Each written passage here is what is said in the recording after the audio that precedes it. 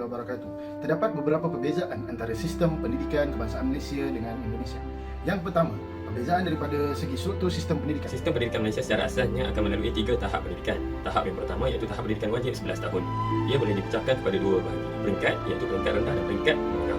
Peringkat rendah yang melibatkan murid-murid tahun 1 sehingga tahun 6, di mana mereka akan melalui proses pendidikan ataupun pembelajaran selama 6 tahun di sekolah rendah ataupun di sekolah kebangsaan. Seterusnya ke peringkat menengah, ia melibatkan pelajar-pelajar bermula daripada tingkatan 1 sehingga ke tingkatan 5, yang mana mereka akan mengikuti proses pembelajaran selama 5 tahun di sekolah. Di Indonesia pula, terdapat sistem pendidikan terdiri daripada 3 iaitu Taman Kanak-Kanak, SD, Sekolah Dasar, SMP, Sekolah Menengah Pertama, SMA, Sekolah Menengah Atas dan Perguruan Tinggi.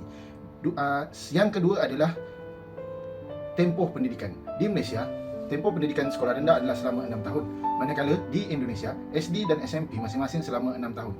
Tempoh pendidikan SMA di Indonesia selama 3 tahun, manakala di Malaysia selama 2 tahun sahaja. Berkaitan tentang kurikulum yang digunakan ataupun diterapkan dalam sistem pendidikan Malaysia, mempunyai 4 kurikulum standard. Kurikulum standard yang pertama iaitu kurikulum standard prasekolah kebangsaan. Kurikulum ini digunakan untuk sesi persekolahan sebelum memasuki darjah 1.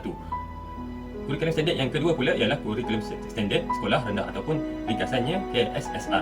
Kurikulum ini digunakan dan diterapkan khusus kepada murid tahun 1 sehingga tahun 6, yang mana melibatkan murid-murid yang bersekolah kebangsaan ataupun sekolah rendah.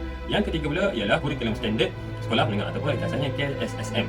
Kurikulum ini pula diterapkan ataupun digunakan melibatkan pelajar tingkatan 1 sehingga tingkatan 5. Kurikulum yang diterapkan dalam peringkat sekolah menengah.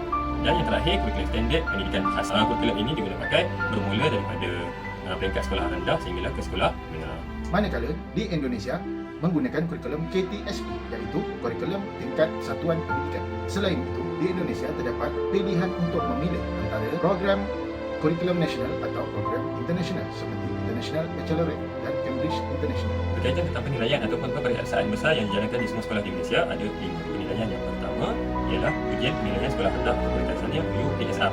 Ujian ini ataupun peperiksaan ini dikhususkan kepada murid-murid darjah 6 sahaja. Penilaian yang kedua adalah pentaksiran tingkatan 3 atau ringkasannya PT3. Pentaksiran ini ataupun peperiksaan ini dikhususkan kepada para pelajar tingkatan 3. Penilaian yang ketiga pula adalah sijil pelajaran Malaysia ataupun ringkasannya SPM. Peperiksaan ini ataupun ujian ini dikhususkan kepada para pelajar tingkatan 5. Manakala penilaian yang keempat pula adalah sijil tinggi pelajaran Malaysia ataupun ringkasannya STPM. Sijil ini khas kepada para pelajar tingkatan 6. Manakala penilaian yang terakhir iaitu penilaian yang kelima adalah sijil tinggi agama Malaysia ataupun ringkasannya STM STAM, turut melibatkan para pelajar tingkatan 6. Secara kesimpulannya, seperti mana yang kita sedia maklum, kerajaan telah memansuhkan penilaian yang pertama iaitu UPSR. Penilaian yang kedua pula adalah PT3. Kebiasaan besar yang masih lagi dijalankan di semua sekolah di Malaysia hanya 3 sahaja, iaitu SPM, STPM dan STM. Manakala di Indonesia terdapat ujian nasional sebagai peperiksaan yang utama. Seterusnya, daripada segi sumber pembiayaan, di Malaysia sistem pendidikan kebangsaan adalah percuma, sementara di Indonesia siswa dan orang tua harus membayar biaya sekolah dan belanja pendidikan. Perlu diingat bahawa sistem pendidikan di Malaysia dan Indonesia terus berubah dan berkembang, jadi ada kemungkinan perbezaan ini berubah pada masa akan datang. Sekian daripada saya. Assalamualaikum warahmatullahi wabarakatuh.